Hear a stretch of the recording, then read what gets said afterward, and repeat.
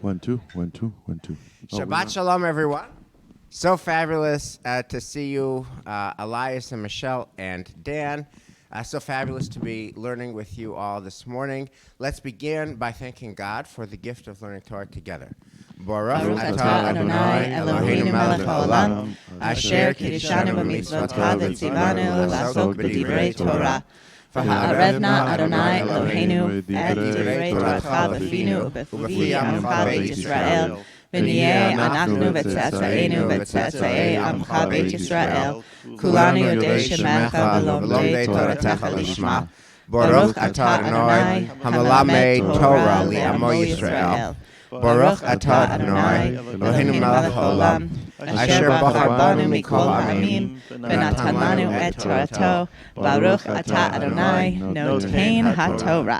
So Shabbat Shalom, I'm so excited to have this conversation. In some ways, I've been thinking about this conversation for about 6 weeks or so, which is when I first encountered Jonathan Sachs's book on morality.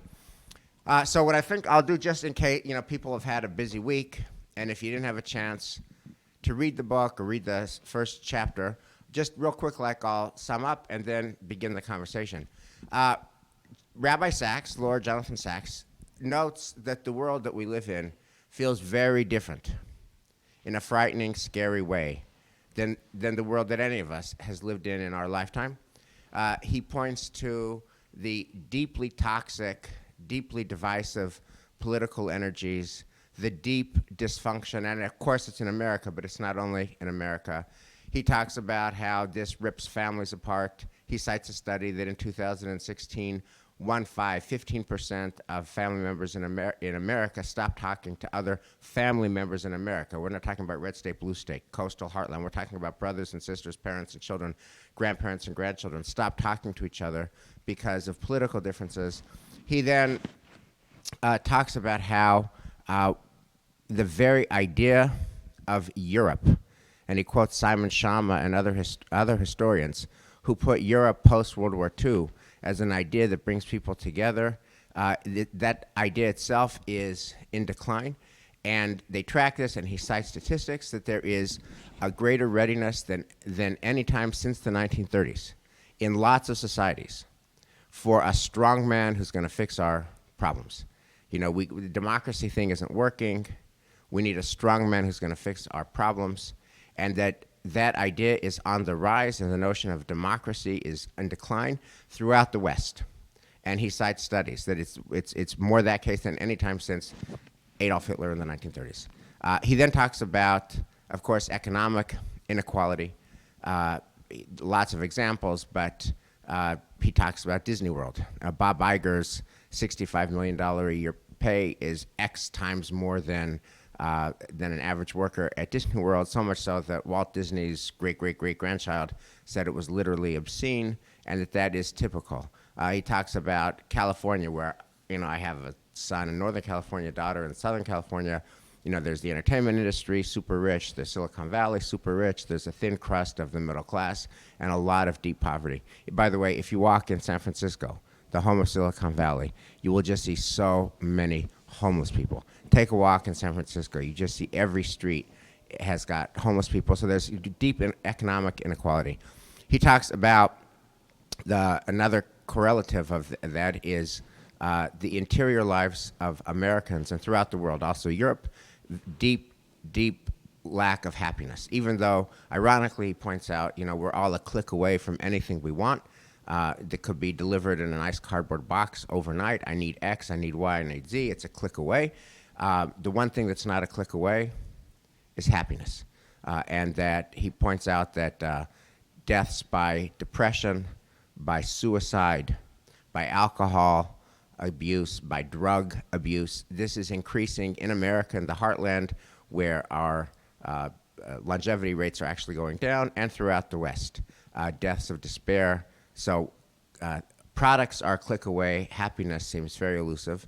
He talks about threats to free speech in universities and how universities used to be bastions of free speech and the free exchange of ideas.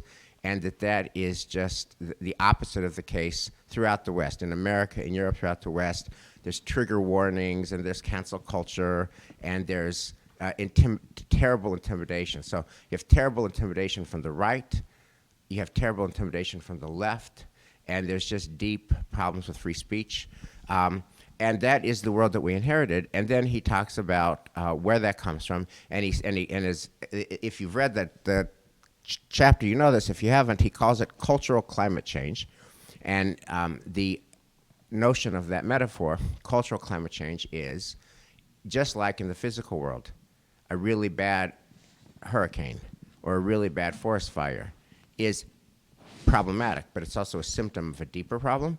So too, all these things that he points out are symptoms of a deeper problem, and the deeper problem is a society where we have lost sight of the common good. It's all about me, me, me, and I care about me, and you care about you, and neither of us cares about us.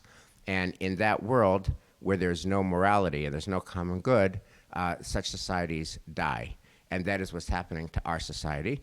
And then he ends by talking about this is not a work of cultural pessimism. He's actually optimistic because what matters is, can we recover? He talks about a physical that he had, and he was on the treadmill. And he asked the doctor, what are you measuring? Are you measuring my heartbeat, my oxygen, my this, my that? And the doctor says, no, I'm measuring how long it takes you to recover. And he said, that's the question that we have. How long does it take us to recover? And we can recover if we can recover a sense of common morality. That's the chapter. So before getting more granular, let me just invite my colleagues. What was your reaction to this chapter? Did you like it? What did you take away from it? Michelle. So last week I spoke about the challenge that I read something that felt like it had been speaking to a different world.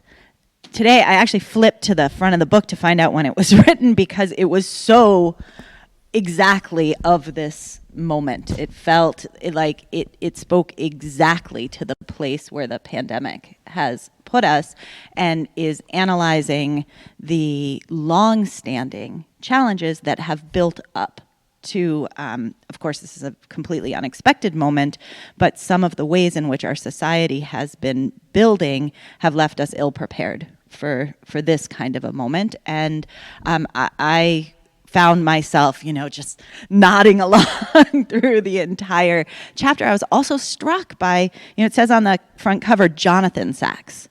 And I was struck by, I've read many works that Rabbi Lord Jonathan Sacks has written, and he has a voice that is so about Torah and so coming from the Jewish space. And I was struck by the fact that this entire chapter really is about our world, not necessarily from, this isn't the elephant in the Jewish problem. Right. Yeah, thank you, Michelle. I mean, nobody in the world, with the possible exception of Micha Goodman, does better Devar Torahs than Rabbi Jonathan Sacks. And, he has Covenant and Conversation, which is if you're wondering what you can do on a rainy Saturday, read Jonathan Sacks's Divrei Torah, Covenant and Conversation. They're just the best in the world. But to your point, this is not that. This is something else. So great. Elias. Yeah, that crossed my mind exactly, how little Jewish connection he makes in the first introduction. There is, I think, one line when he mentions Abraham and Amos and Jeremiah, but that's it. And to be honest with you, it's a great thing to read. I'm not so sure how much, you'll have to come up with something good here, because I don't know how much we can discuss about it, because there's nothing controversial about it. Everything he says is absolutely right. Nobody can deny anything he's saying. That's so right. I was thinking about that, because with Danny Gordis last week, right? You liked it, Dan liked it, I liked it. Michelle had her concerns that it felt like it was off by 8 months. Elisa really didn't like it, and we all had our reasons. It's hard to disagree, but there's correct. Did anyone disagree with anything you said? Okay, but then here's the question. To channel my inner Gary Oren, who teaches these persuasion principles, when something is common sense but not common practice. So everything he says is common sense. Everything he says is obviously right. And then the question is, why is it not common practice? We'll talk about that in a minute. Dan, what was your reaction? Yeah, so I agree with everybody so far, except Elias. I just wanted to, or Michelle, to point out that there is actually something very Jewish about the first chapter, even though there's not. It's buried. It's not really buried there. He does mention Amos, but it's all what he's saying is what we studied all summer with the prophets. He's just saying what we are not doing. We're not taking care of the poor. We're not being a society. We're all about me, me, me. So that's his underlying message is really very, very prophetic and very Jewish. But it's him being the prophet, Right, exactly, yeah, not yeah. channeling the voice of the ancient prophet. Yeah. So what I want to do. This is one paragraph, and what I'm about to read, which is from the preface and acknowledgement part, Roman numeral X, or little x, I think would be core to any religious tradition. And if you're not religious, it would be core to any tradition where you just try to be a good person, a humanist tradition. Okay? Here's my question, which is, if this is all so obvious, why is it not common practice? So I'm reading on the penultimate paragraph on page X. Love your neighbor. Love the stranger. Hear the cry of the otherwise unheard. Liberate the poor from their poverty. Care for the dignity of all. Let those who have more than they need share their blessings with those who have less. Feed the hungry. House the homeless. Heal the sick in body and mind. Fight injustice, whoever it is done by and whoever it is done against. And do these things because, being human, we are bound by a covenant of human solidarity, whatever our color or culture, class, or creed. And then, just to deepen the question, he goes on to note that societies that can internalize that, what he calls other-based societies. I am going to see the other, care about the other, focus on the other, not because it's in my self-interest, but because we share common humanity. Other-based societies thrive, and what he calls I-based societies die. I mean, I'm quoting on page 11, the next page. I-based societies all eventually die. Other-based societies survive. And by the way, just a graphic example. He kind of writes this before the pandemic, but if you think about masks, how this is so controversial. There's just articles all the time in the Times yesterday about stores that have to train employees for mask fights, right? You see a society dying. So here's my question. If what he says is so obviously right, why is it not common practice? I think what he's speaking to is actually quite challenging. I mean, he outlines a cultural shift. There's something problematic about societies that are entirely we-based as well. And he looks back to, the 1960s. He looks back much further than that, but particularly in the modern context to the 1960s, which were all about taking some of those oppressive communal norms, some of the communal norms that were broken, that didn't give voice to people who were seeking justice and fairness and equity, and yet the we culture didn't see them. And so the I culture was a direct response to that. We need more agency. We need more looking at the individual. And yet we somehow swung our pendulum so far that we now no longer can recover that we voice at all. What is the we voice? That's true not only in terms of our cultural practices, but also even in terms of what do we agree upon as truth. Right. Now, here's where Judaism has such a and I'm not saying it's the only voice, but it's a distinctive voice, and it's true. And he doesn't quote it, but if you're at all connected to Jewish sources, this has to have been going through your head the entire time, which is Hillel's basic teaching. If I'm not for myself, who will be for me? That is, the I voice is legitimate and it's essential. But if I'm only for myself, then what am I? If all I am is an I, then what's my life amounting to? And if not now, when? We live in urgent times. So I think Jewish wisdom invites us to recalibrate. But that's what's so striking about at least this introduction. I mean, it's a long book, so Right. I'm hoping he puts his rabbi hat on eventually. Right. But what's so striking about this is that he's not yet looking at some of those deep answers that our tradition can Right. bring. And I both love that and I'm also disoriented by it. Yeah. The book will be over in one chapter. He doesn't Yes, want yeah, that, yeah. obviously. Right. Elias, what's your sense? And you often bring wisdom from your previous life in Argentina, and the very profound experiences you had there. What's your sense about how what he writes, love your neighbor, love the stranger, etc., so obviously beautiful? Why does it prove so hard to do in practice? Well, that's an interesting question. Thank you. I think he brings many things that are not right in society these days. He talks about the right to express yourself in college, for example. That is very tough. Then the divisiveness in politics, how this is not known and it's known, and all of us have somebody who we don't talk anymore because of the political views, or we barely talk, and we try to avoid that. So there are many things that he's bringing into the table, and they are all very valid. It's not easy to find solutions to get away from it, but there seems to be a message that liberal societies were a little better some time in the past.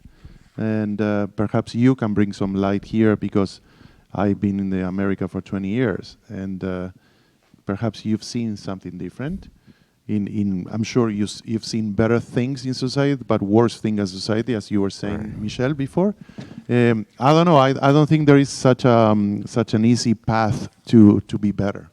Yeah, I mean, one of the things that he talks about is, I'm reading from page 13, which is why is this not common practice? Starting in this is penultimate paragraph of 13, and I don't totally love this paragraph, and I'll tell you why. Starting in the 1960s, that changed. First came the liberal revolution. It's not the task of law to enforce a shared morality. Morality gave way to autonomy. Then in the 1980s came the economic revolution. States should minimally interfere with markets. And then in the 1990s, gathering pace ever since, came the technological revolution. The internet, tablets, smartphones, their impact on the global economy and the way we communicate with one another. Social media in particular has changed the nature of interpersonal encounter. In other words, you could say, and this is something that's often done, especially by me because I'm a Luddite, and by people who are less comfortable with technology, social media. It's all social media's fault that we're so individualistic. But the reason I don't find that entirely compelling is social media, like human beings, contain multitudes. And it can be put to very selfish uses. But think about also how much good has been done and facilitated crowdsourcing, that there's a tragedy in the world or a sickness in the world, or somebody has cancer, or there's a family that got thrown out by a hurricane or a tornado, or they lost a house in a forest fire. Social media, and boom, lots of money is raised to do good. So to just blame the selfishness or the I on social media, when social media can be used to promote the us and the we, is not Yeah, to me but I didn't compelling. hear him bring blaming it- that. Yeah. No, just one little cute example of the opposite vision of it. So I was talking to my mom last night over FaceTime, because FaceTime is the only thing she can manage, with technology. And I mentioned briefly that a new WhatsApp chat came up with cousins, my cousins, that we are many of us and we are spread around the world. And my mom said, that is the reason I don't get social media and I will never get.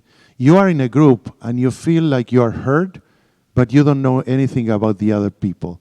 There is nothing better than a phone call, one-to-one connection, really knowing what's going on with the other person. Wow. Your mom is so wise. Yeah. It was very cute, but she's right in a way, Yeah. So, but just back to this basic orienting question, which is why, when he talks about morality, it's just so hard to argue. But why is it so hard to do? And Dan would love you and then Michelle. Yeah. So this is what I believe. He definitely has a sociologist hat on when he's writing this first chapter, and he's really quite impressive with it, I think. But he's also pointing out the fact that the nature of societies is cyclic, so that there are times when the we society is going to be more prominent than the I society, And we see this all through history. We see how societies may perhaps start as we societies, turn into I societies, disappear, and then another society begins again. I think it's all, as Kohelet says, in Chadash Tachat HaShamash, that there's something there's something cyclic, and also there's something very human about the fact that if I have lots of stuff, most people don't want to give it away. So if in other words, there's something about the I in being human, in which human beings really want to keep their stuff, yes, so being social is very important, which we've definitely seen in the pandemic, how that has affected so many people. But the idea that human beings by nature are not necessarily giving in kind. Dan, you mentioned the Kohelet cycle that you just mentioned, and that there's me societies, I societies, we societies, us societies, me societies, and it cycles. What can we do to resist the cycle? In other words, we're alive now. We have our X number of years left in our lifetime. What can we do so that we're not passive recipients of a cycle? What can we do to shape this world? So my off-the-cuff answer is, it's genetic, it's neurologic. Our synapses are firing. This is how we are as humans. And to resist it is hard, and it really depends on the society in which you're in. So if you are in the midst of an I society, it's much harder to resist it than if the norm is the we society, then most people will go more with the we society, still reluctant to sometimes to give away their wealth or whatever. But anyway, that's Michelle. What's your take? So I think either model, he does a brilliant job of pointing out that there actually are not only challenges to the I society, which is obvious. I mean, that goes through the entire chapter. But he also points out some of the struggles of the we society. And as you said, Hillel gives us the answer to that, which is the back of the book answer there. But I think, I didn't see in the paragraph that you saw a criticism about social media, mainly just a statement of a fact that it enables certain behaviors once you already have the I society. And it's been very interesting to read this along with the other book that I've been reading for a while, which is Humankind by Rutger Bregman, because Dan, to your point about what is the fundamental orientation of a society, are we inherently selfish and our culture needs to rein us in so that we can control those urges? Or are we inherently giving, and somehow the assumption that other people are inherently selfish is what makes us act selfishly, which is what Rutger Bregman actually posits. And I find it really interesting that Sachs here says, between the 1930s and 60s came the existentialists in France and the emotives in Britain and America who argued that there's no such thing as an objective moral order. There are only private choices based on subjective emotions. Which is our news today. Correct. Your CNN or your Fox. Correct. Whether it's coronavirus is every day, it's 220,000, or it doesn't even exist. Right, and that seems on that level just to be calling out an obvious truth. Right. And yet, if you dig into it a little bit better, you say that it actually is so destabilizing to the sense of, is there even a we at all? Is the whole endeavor to create a we society doomed to fail because there is no such thing as we? Right. Now, he has this piece that I found so profound on that point. And here's where the rubber hits the road. He talks about if you have a we society, you have trust. Right. And in other words, if we are all sharing, reaching for the other, and we all kind of inhabit a shared moral code of what he writes about, love the poor and the stranger, etc., then there is trust amongst us. But if everyone is about me, it's identity politics. I'm X, Y, Z in terms of race, color, creed, and I want my share, right? Then there's no trust, and you just have a food fight, and you just have acrimony. So and I think that point about trust is so important. So here's my question, and I would say this is the $64,000 question of my life, which is if $64,000 question. It's an American idiom. Sorry about that.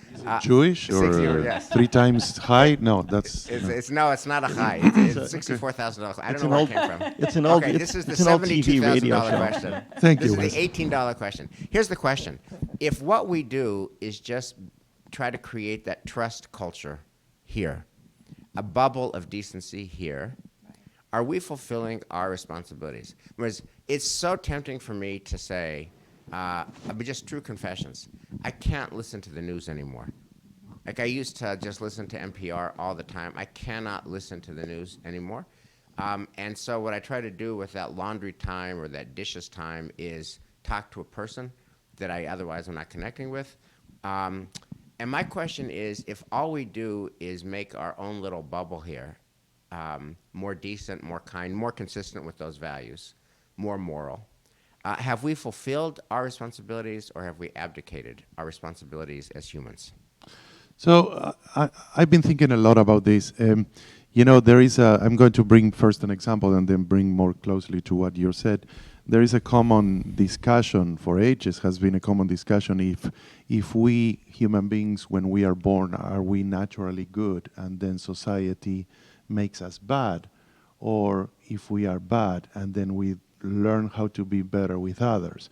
And you see that a lot in toddlers specifically, because you see normally, I don't know you, but my thing is that when my kids were little, I had to say to them, please share the toys, please share the toys. That means that naturally their inclination at that early age is to play by themselves and to have the whole thing for themselves.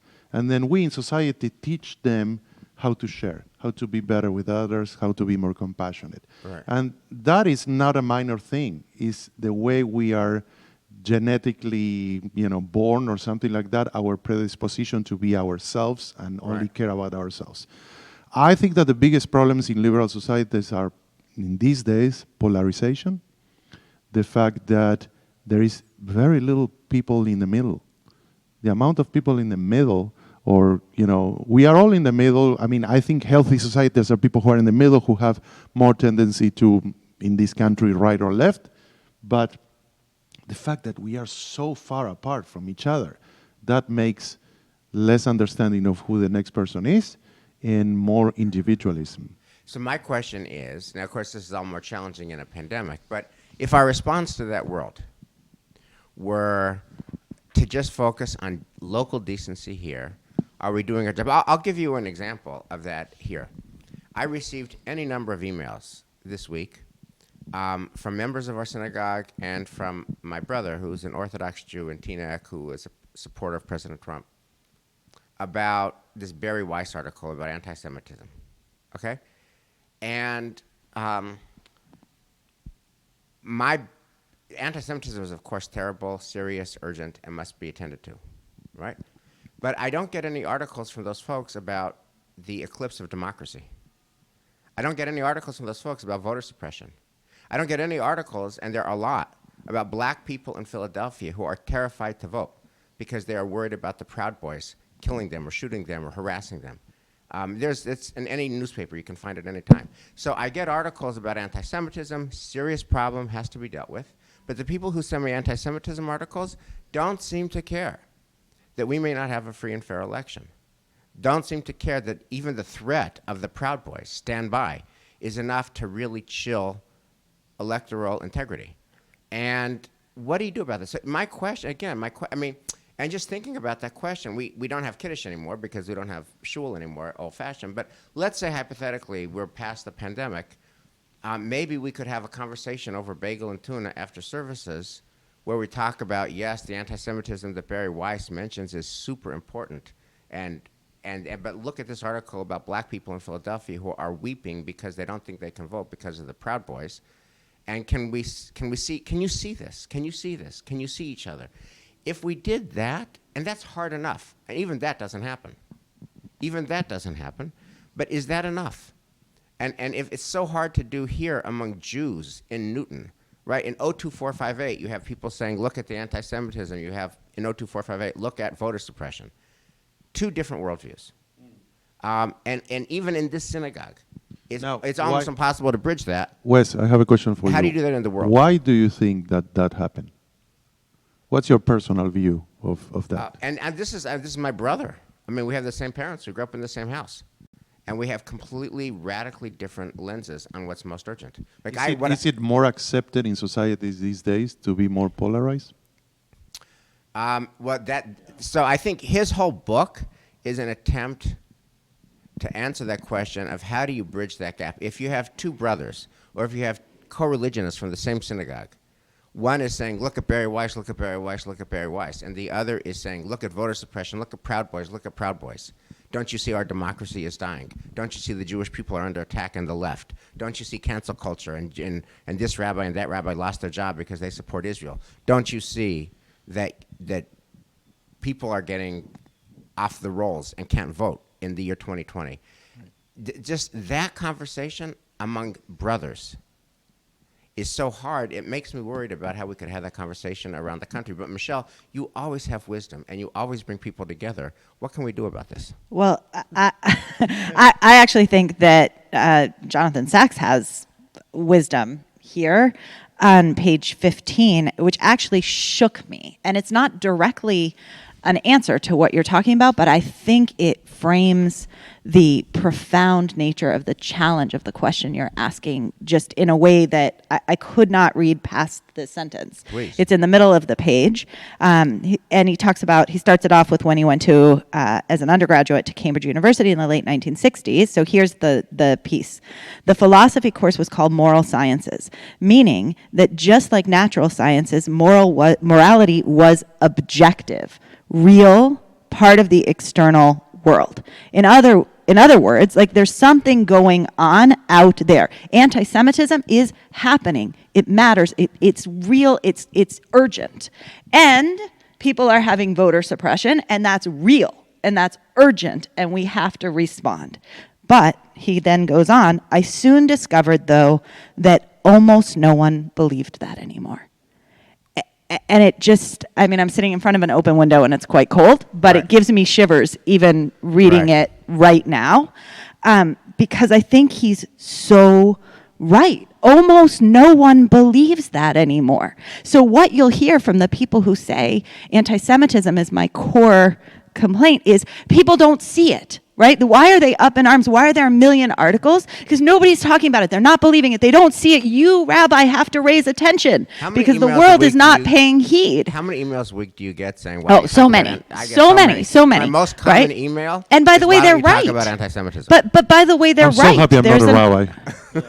But by the way, they're right, Right. because there is an urgent moral challenge. Right. How do we protect our people? Right? And But I by always the want to way, say to you who sent me that, why don't you care about voter suppression? Great, good. So then, right, on the other side of things are those who are just, railing about the critical importance of our democracy and the other nature, right? We as Jews have to care not only about ourselves, but about our world and others in our world. And that also is an objective truth, and yet if we cannot hear each other's, if not each other's objective truth, even the way I just framed that sentence is so Right. shaped by the culture Right. that I live in. The idea that you have a truth and I have a truth and we have to bring it together in multiple truths is so of our time and of our society. And Jonathan Sachs here points out that actually that may be a problem, because it's not just your truth and my truth. It has to somehow come to a place where there's objective truth that actually includes the broad panoply Right. of challenges that are going on. And the default, if we don't work on it intentionally, the default, I think, and I feel this very deeply, is just to retreat into our own little bubble within our bubble within our bubble, a cocoon within a cocoon And within a I'll say, cocoon. it's your truth, right? Your Right. brother has a truth. My brother has a And the truth, people who are sending you the voter suppression have a truth. Right. And Rabbi Jonathan Sachs is pointing out that's actually a deep flaw in the Right. way that we're understanding our world. Right. So can I say I need to then- bring and then- something? yes, and I then need to Dan, bring you're something next. here. Jonathan Sachs is bringing not only what happens in America, but in Europe and in Great Britain and other things. So one thing that puzzles me is our next door neighbor. And I'm not talking about synagogues around next door. I'm talking about Canada and how they handle the virus. And this is just one example, and not to get into politics. There are people in the right and in the left, but they all came together saying, let's believe the scientists, and let's believe that we have to use masks. And it's uncomparable, the amount of people who got sick in here that got sick there. So there is hope. And I think that we need to look more around the world what's going on in order to get the good examples that are happening in other societies. One thing that I always tend to think about, he talks about populism, at one point, and that's what you see very often, pretty much all the time, in underdeveloped countries, where you have leaders who can do whatever they want, under a cause or under a flag that they say that they carry, and people go and cheer for that person. Oh, so good, such a strong leader. Anyways, but the point is that there is a problem that creates, is that they all end up being very corrupt in those countries. So there is a disbelief. You don't believe in politics anymore, and you don't believe in leaders anymore. And I'm wondering, what is the result of what we are experiencing now if people don't feel like that as well? I mean, there are so many things that I can bring up to discussion here, and I'm going to get perhaps a lot of emails as you get with what I'm going to say, but let's go back to 2016 election. And I know that this is a system in America that has been going on since the early democracy, but I think that there were 3 million people who voted more for Hillary than for Trump. When I come to a society like that, and I think about that the person who got 3 million more votes is not the president, I feel cheated, And okay, you can go back and say, the representatives and that, but, I'm wondering, how people feel in terms of that. Yes, we all believe in the system, is a system that works, but there are so many things that need to be changed in society in order that we feel more represented by the leaders. Yeah. Dan, I love your voice. Elias, first of all, I just want to respond to you. You're talking about populism, right? And strong leadership, but the strong leaders in those countries are those that don't really have a message of their own. They have a message against the other, which may in fact be somewhat similar to what we're seeing nowadays in our country. But the other thing, but I want to answer your question. That's one more thing. That is not supposed to happen It's here. not supposed because to. In the majority of those countries who are populism, people don't have any kind of like education in general. Right. So I want to go back and answer your question about whether if we just kind of stay in our bubble and do the we society At Temple Emmanuel. Temple Emmanuel, is that retreating or not? And I'm not sure. I want to actually bring Elisa's voice, which she said last week, and something that's actually mentioned in this book about the various generations. And I think that Elisa's Gen Z. Is that right? No, she's a millennial. She's a millennial. Okay. I don't know. I get so confused. We're old.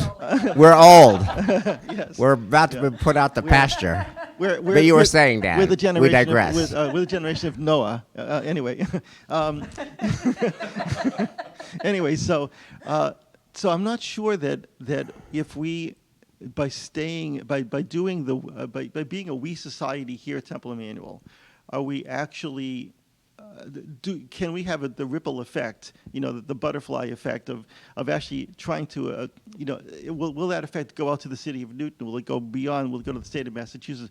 Will those things actually, create within that bubble? Will that actually then be able to go out and actually be a model for others and be helpful to others by seeing, look what this community does. Why can't we be more like that community? Let's try to be more like that community. So I'm not sure that that's going to work or not, but I'm not sure that we're retreating by doing that. And also the other thing you're talking about, people seeing various truths, like these articles that you're seeing, that we're all seeing about anti-Semitism, and also about voter suppression, and also about Black Lives Matter, all of that. right? That's a broader issue. Right. It is a broader issue. It's an issue of disenfranchisement of the other.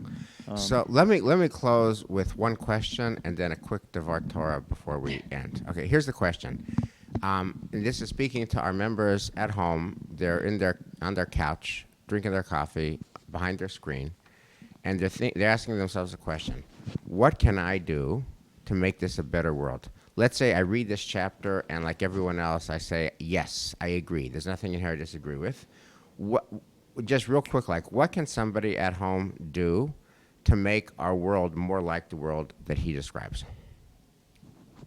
I would vote for try to have more dialogue with people we disagree. It's so hard. It's so hard. To be honest with you, when I see people in Facebook that don't think like me, I just delete the feeds that I get from them. Yes. Because it's sick. So we, including myself, we need to be better. We need to understand each other's point of view. Michelle?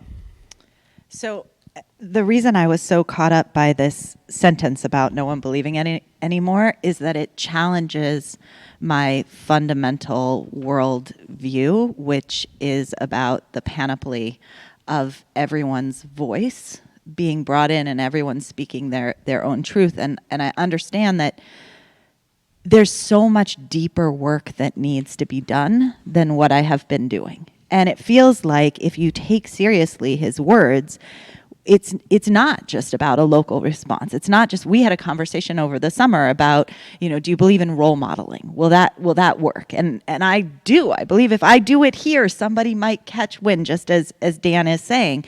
And Jonathan Sachs is saying there's something so fundamentally broken.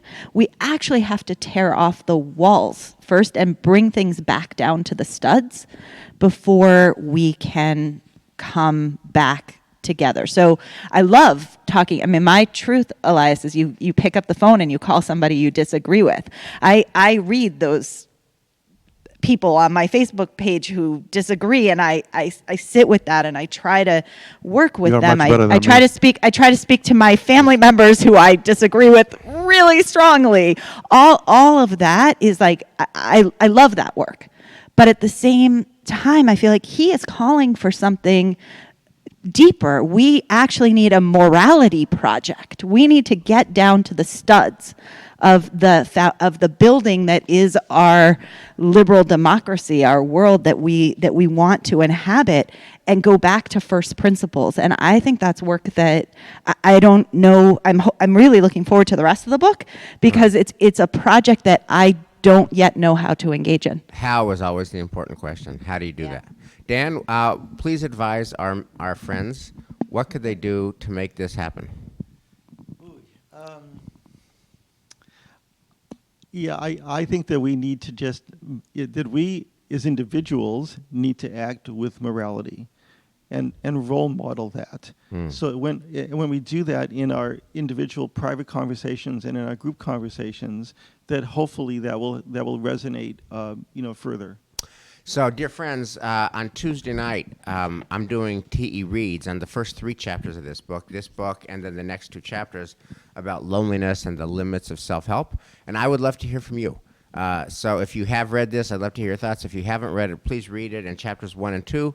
Join our TE Reads dialogue. I'd love to hear your voices, what you think about what this says that we can do to make this a better world. I just want to end with a Devar Torah. We're reading this chapter about cultural climate change and the difference between a me society and an us society when we start the Torah again.